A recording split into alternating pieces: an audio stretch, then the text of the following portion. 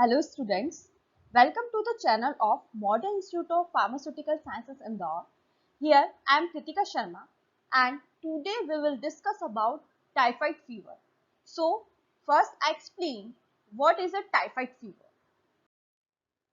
Typhoid fever is also known as enteric fever and the typhoid fever is acute illness associated with the fever is caused by the Salmonella typhi bacteria and it can also caused by the Salmonella paratyphi, a related bacterium that usually causes the less severe illness. It is a food-water borne disease. That means they spread by the contaminated food and water. The bacteria are deposited in the water and food by the human carrier and then spread to the other people. The Salmonella typhi is mainly affected your gastrointestinal tract and more severely affected including the liver, spleen and muscles by the bloodstream. Salmonella typhi is family is Enterobacteriaceae and it is a gram-negative bacilli and the base grow at 37 degrees Celsius. And the bacteria's transmission by the fecal or root and close contact with patient or carrier and the contaminated water and food is spread the bacteria in our body. Then they explain the pathophysiology of the typhoid fever. If the ingestion of the contaminated food is containing the Salmonella typhi bacteria, the bacteria is enter the transmission the small intestine of the mucosa. If the bacteria enter the small intestine of the mucosa, so activated the lymphoid cell of the intestinal mucosa and to form of the macrophages. Then the macrophages engulf the bacteria and the bacteria is multiply in a macrophages. The process is involved 1 to 3 weeks that called incubation period. Then the multiplication of the bacteria and in a macrophages is mainly affected to the absorption of the food and water is causes the diarrhea. And the end of the incubation period, the bacilli enter the bloodstream and the causes the typhoid fever.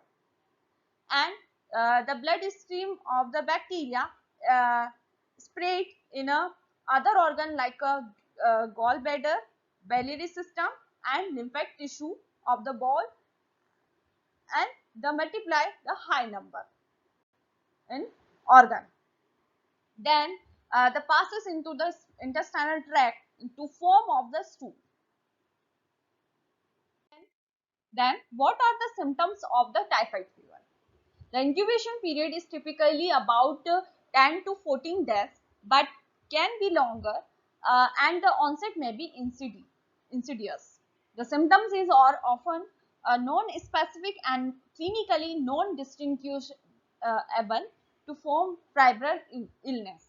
However, the clinical severity varies. The severe cases may lead to severe complication or even death. The many signs and symptoms like loss of appetite, headache, muscle pain, fever up to 104 degrees Celsius, lethargy and diarrhea. And the complication condition, the abdominal in hepatitis and gallstone,